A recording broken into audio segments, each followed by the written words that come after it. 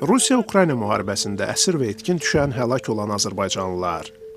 Başka acıdım, ne tadı var, ne tamı var, ne bir şey var. Ama insan yanır.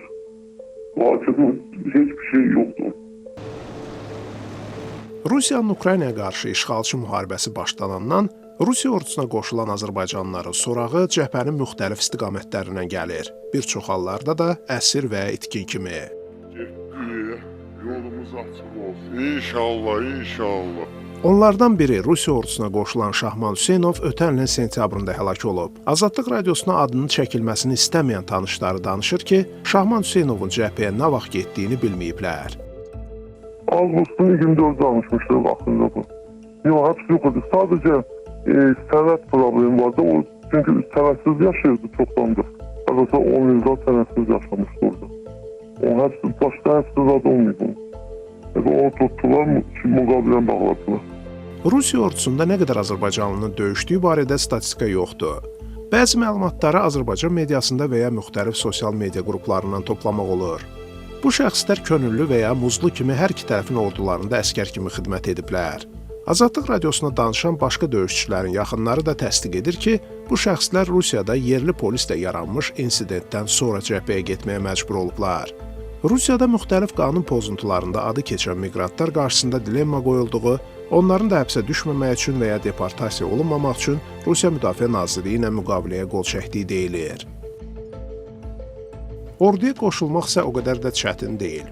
Bununla bağlı müxtəlif iş elan saytlarında elanlar paylaşılır. Heç bir təcrübə olmadan ayda $3200 başlayan məbləğlə orduya qoşulmaq mümkündür.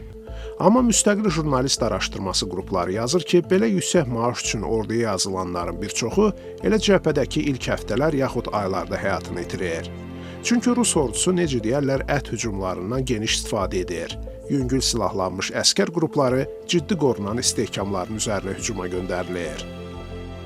Amma azərbaycanlı əskərlər haqqında rəsmi məlumat tapmaq çətindir. Son vaxtlar sosial şəbəkələrdə Rusiya-Ukrayna müharibəsində iştirak edən yaxınlarını axtaranlar da çoxalıb. Hərbi məsələlər üzrə ekspert Səxavət Məmməd deyir ki, bu məsələnin hüquqi müstəvidə həll mexanizmi mümkünsüz görünür. Azərbaycan tərəfi bu müharibədə tərəf olmadığını görə, Azərbaycan tərəfi ancaq bu ölkələrlə o şəxslərin tapılması və yaxud da ki, əsir düşürsə onların geri qaytarılması ilə bağlı hansısa belə deyək də diplomatik ancaq əlaqələr yarada bilər. Suriyada gedən müharibə zamanı orada da Azərbaycanlılar, kifayət qədər Azərbaycanlı getmişdi. İraq türmələrində nə qədər Azərbaycanlı qadınların olması ilə bağlı da məlumat var idi. Bununla bu yöndə işlər aparılırdı. Amma bunun xüsusi bir mexanizmi yoxdur. Onların taleyi ilə bağlı dövlətlər, kənar dövlətlər, yəni müharibədə birbaşa iştirakçı olmayan dövlətlər birbaşa xüsusi addım ata bilmirlər. Məsəl üçün, əgər itkin düşübsə, ailəsi müraciət edibsə, dövlətlər yalnız prosedur qaydası ilə həmən dövlətlərə müraciət edirlər ki, misal üçün, filan kəs yoxdur. Görünən odur ki, söz gedən müharibədə Rusiya ordusuna qoşulan azərbaycanlıların əksəriyyəti iş üçün miqrasiya edənlərdir. Elə Azadlıq radiosuna danışan şəxslər də bunu təsdiq eləyir və Rus ordusuna qoşulan şəxslərin çörək qazanmaq məqsədi ilə ölkədən getdiyini bildirirlər. Deputat Zahid Oruçsa düşünür ki, məsələnin həlli üçün Azərbaycanlılar arasında maarifləndirmə işi gücləndirilməlidir. Azərbaycandan çıxan hər bir insanın həyatına total kontrol tətbiq eləmək sadəcə mümkün deyil. Və xüsusilə də artıq onlar silahlanırsa, ikinci, bəlkə də məsuliyyət tədbirlərinə müəyyən qədər baxıla bilər ki, bu insanlar qəbul etsinlər ki, bu bizim savaş deyil, bu bizim müharibə deyil, bu bizim gerçəkdən də qatılacağımız döyüşlər deyil.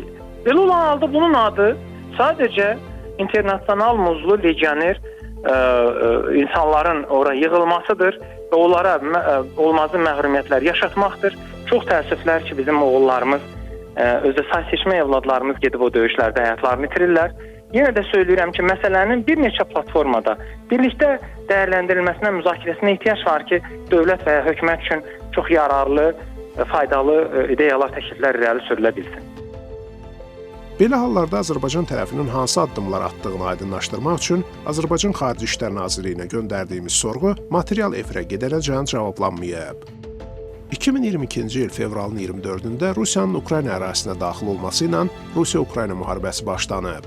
Son aylar ən qızğın döyüşlər strateji əhəmiyyətə malik Pokrovsk şəhəri ətrafında və daxilində gedir.